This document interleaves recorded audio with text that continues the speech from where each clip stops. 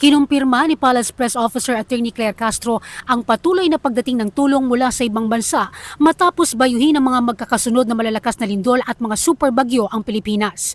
Nagpadala ng sulat ang mga bansa sa Armed Forces of the Philippines at sa Department of National Defense upang masiguro ang maayos na koordinasyon sa pagpasok ng mga tulong para sa mga pamilyang biktima ng kalamidad.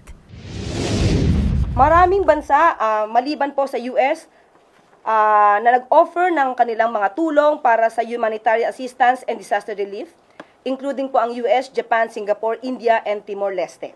Binigyang din ni Castro ang malaking tulong ng mga base militar ng Pilipinas na nakabukas sa ilalim ng Enhanced Defense Cooperation Agreement o EDCA.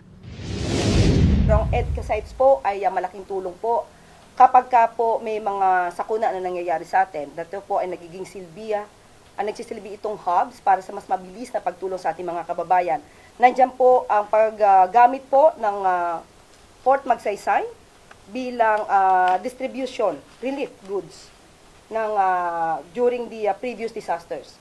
At madalas pong magamit din po ito bilang fisherman's shelter at mga DSWD and AFP repacking sites. Ang EDCA ay isang agreement sa pagitan ng US at Pilipinas para sa humanitarian assistance. Samantala, patuloy naman ang gobyerno sa pagpapadala ng medical teams sa mga evacuation center alinsunod sa direktiba ni Pangulong Ferdinand Marcos Jr. Ayon kay Department of Social Welfare and Development Secretary Rex Gatchalian, maayos na ang sitwasyon sa ilang lugar. Patuloy pa ring binabantayan ang kalagayan ng mga evacuee upang masiguro ang kanilang kaligtasan at kalusugan.